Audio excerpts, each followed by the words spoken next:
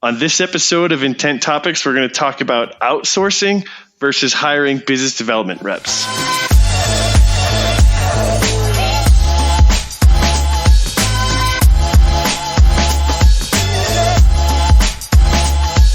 Good afternoon, Logan. How you doing, buddy? Good. How are you? Good.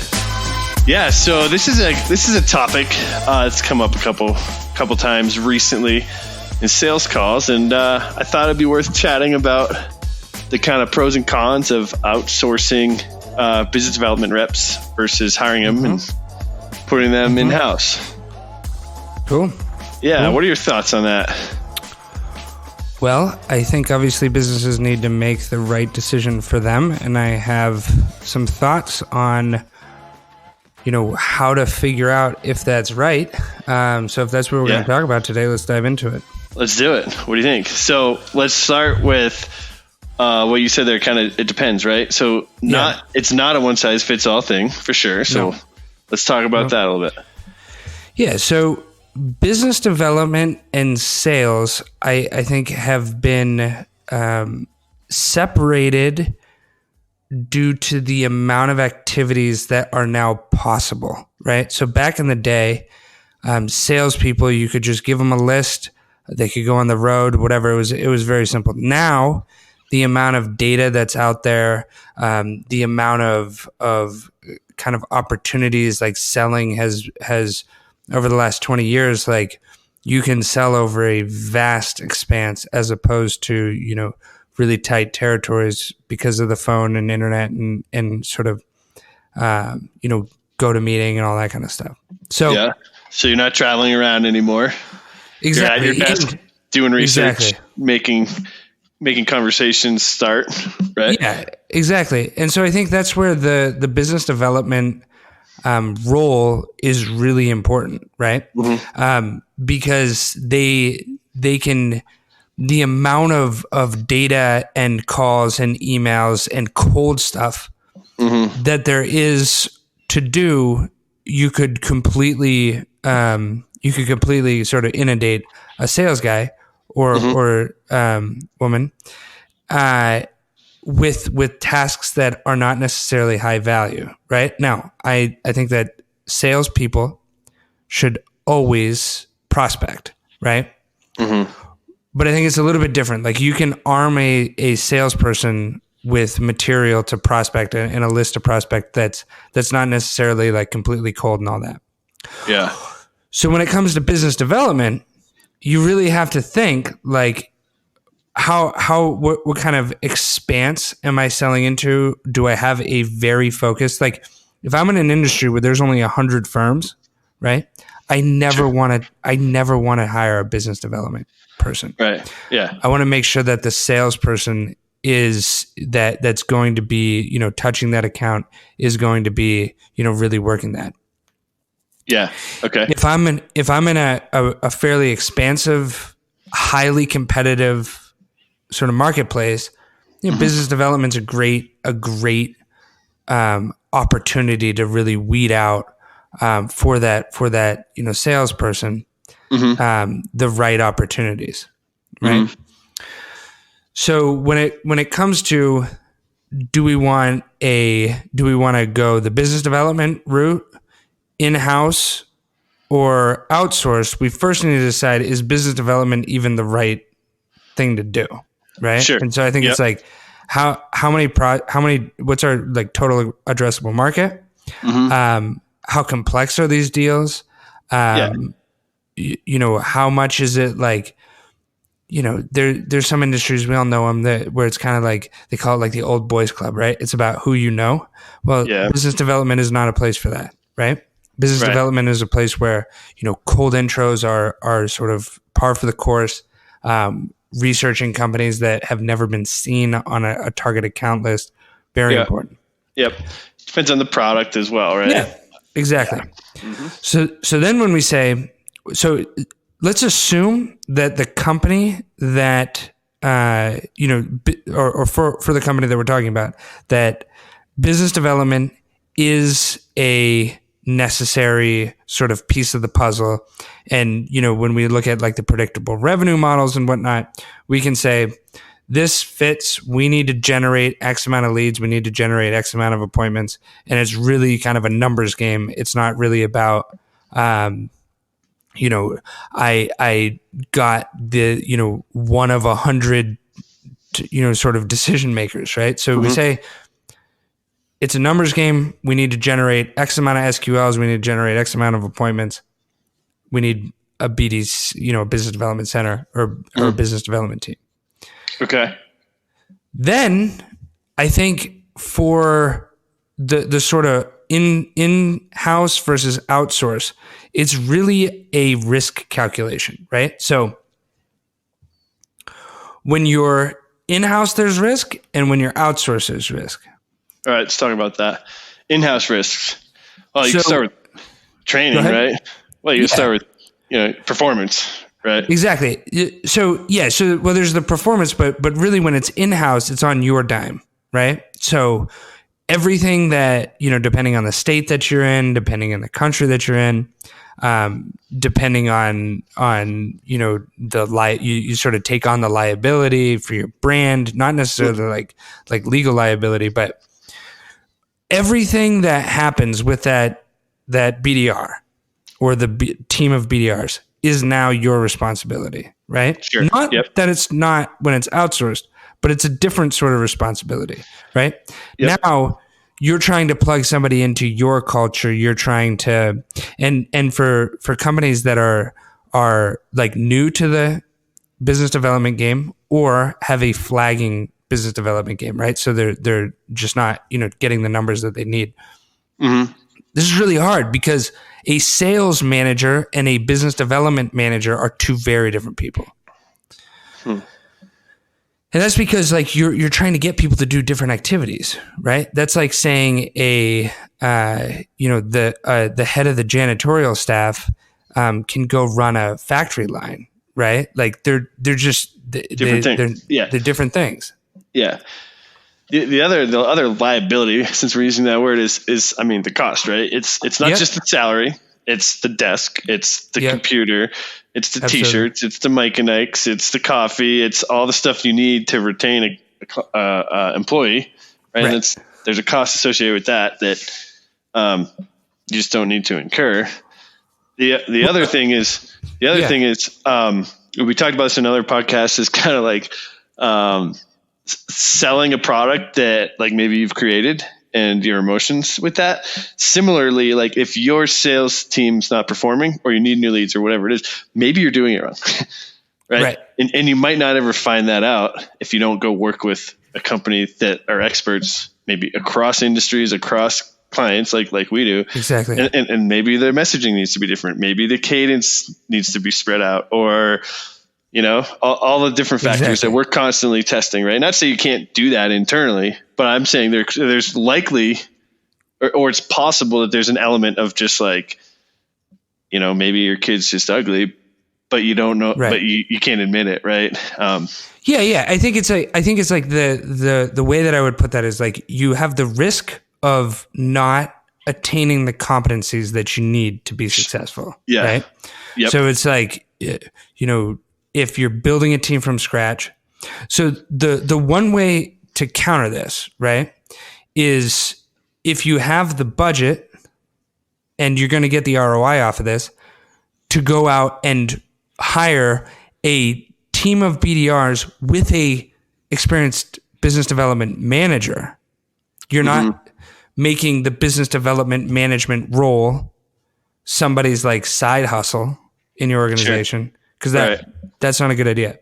Right. So if you're able to go get one of those really experienced, top-notch business development managers, well, what we do at Union will not compete, for instance, with a really high-level business development manager who's dialed in on the latest trends, is a great, leader of those. Like that's the way to hedge against all this, right? So if you want to take the risk away, hire that guy. The risk you incur is you're going to pay a salary, and it's going to be a lot more than a BDR, right? And so I think that's really what we're looking at there. So real quick right there though, so we were talking about hiring business development reps, but now it's turned into, well, you need a rep and you need a manager for that rep. Yeah. Right. Yeah. And the other thing that I've seen happen is a good rep isn't necessarily a good manager. They're different things, right? Yep.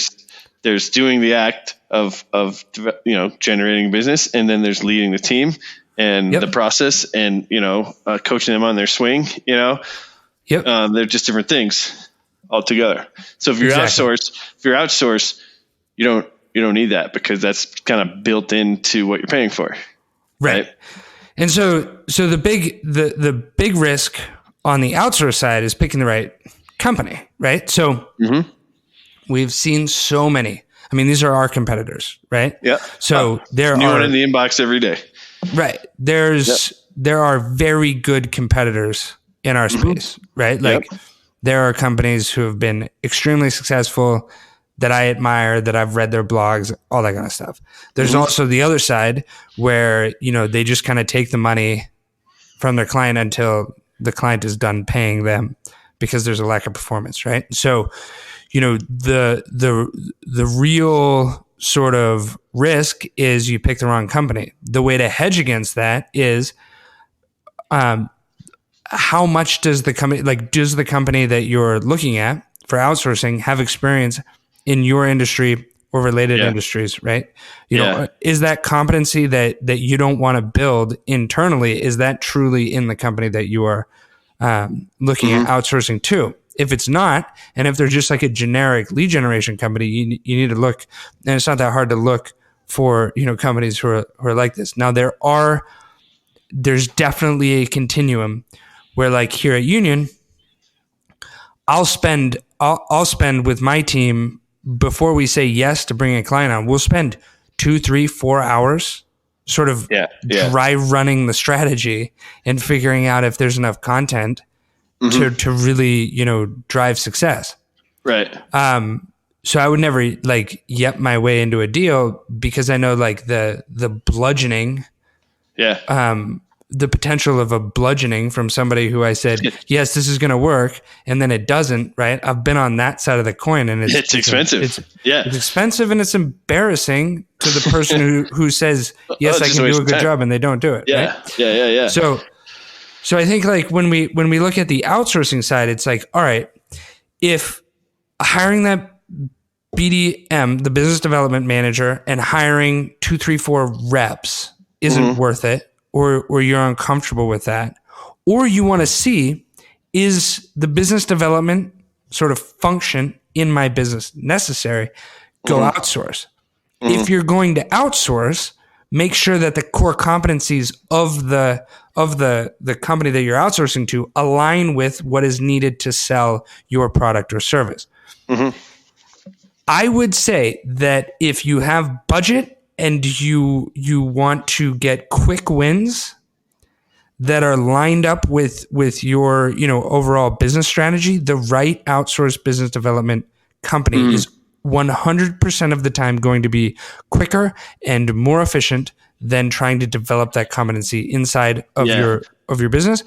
And I'll tell you this from my past life. The business development sort of function is so volatile, because the minute it goes stale, everybody knows in the company, right? So if you're listening and you've got this business development sort of function in your business that's not providing the ROI, right? Yeah. And you're that leader, you're not crazy if you start to look outside of your business for an outsourced, and you either run it as something that's sort of tandem, reduce or just get rid of your in-house, because it's in this world, business development should not ever stagnate for a business. It should. It doesn't need to. So you mentioned kind of like ramp up speed, kind of like you can, if it's an outsourced company, you don't have to train, you don't have to. It's a faster ramp up, but it's also on the other end, right? I mean, have you ever had to manage out an employee or a sales rep I mean, you must have, right? It's Have hard. I? Yeah. Have I managed that? Manage someone else. Yeah. Yeah. Well, yeah. Or not necessarily fire, but yeah, I guess fire is the manage them out, meaning like prove that the performance isn't there and you have to get rid of this person, right? It's hard. That's my point is it's hard. It's emotional. It's taxing. Everyone sees it happen. It's bad for morale. Yeah. You know, it's never fast enough. You know, it's never fast enough. Like the person that it's the hardest for, and the person who thinks that, you know, that feels that, or that feels that they're the most surprised that it had to happen, or that is the person that's firing. Everybody else in the building knows. Oh my God, it's right? The worst. Sometimes it's But we could do a whole podcast on the emotion of that, because it's one of my least favorite parts of some of my career. But isn't it always the person that it's like you don't? Everyone else realizes you're underperforming. I'm looking at reports that show, you're not performing. Anyways, that's a different topic. But my point is, if you. Now, I don't really wish this upon ourselves, but like if we have a contract and we're not performing, or they make a business decision where they don't want to work with the outsource team, you can just kind of give your notice and expire the contract in 30 days, depending on the terms. That's just easier. Yeah. So I think it's a matter of accountability, right? So when it comes to a function of your business that really needs to deliver growth, right? It needs to deliver numbers. When you start to, unless you have that top-notch, you know, sort of manager, when you start to talk about bringing employees into a world that it truly is a "what have you done for me lately" environment, right? Like, like you go on a plan, performance plan. Yeah, exactly. So in that case, I would say that's where you want to outsource, because you can make that decision. It's not, I don't know, you know, your wife and kids, right? All I know is that you guys told me that I would perform at this level, right? And you're not. So you know, either fix it or I'm going to find somebody else. And that's a difficult decision to have with employees, especially in a smaller, medium-sized business or a startup. Like, you know, you get to know these people. So I'm not saying don't hire people, and I'm not saying don't go in-house, but I'm saying business development is not something to be half-assed. And I see a lot of businesses, it is half-assed because it's just not the priority, right? Like business development is a priority to a business development person. Right. But it's not necessarily, you know, sometimes it can be the ugly duckling in an organization. So, totally. And often an entry-level role, right? And so you also got to think about these people are probably trying, you know, they come in at entry-level and they're trying to get to a different, you know, section of their sales. They're trying to be an account guy. Yeah. And so you always have that turnover happening. Absolutely. So you're constantly training and recruiting and and that's in a more mature business.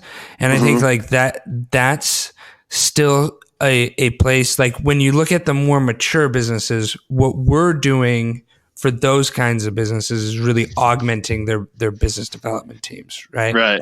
And that's where you can kind of get that bi-directional learning and you know, competency increase. Whereas on the smaller to medium-sized business, you know, it's really like, it's kind of binary. It's like, are you in-house or are you outsourced? And then as you grow, you can afford to you know, take a flyer on a few you know, projects or strategies with an in-house team, as opposed to, you know, really, really keeping it tight, either in or outsourced. So, yeah. Cool. All right, Logan. Well, that wraps up this week's episode. I'm Chris Battis. And I'm Logan Kelly. Thank you, everybody, for listening. Please give us a 5-star rating on whatever podcast app you are listening to. And I've never mentioned this, but please give us a subscribe or a follow. We're pumping out this content pretty frequently, so we'd love to keep you posted. Have a great one, everybody. Take care.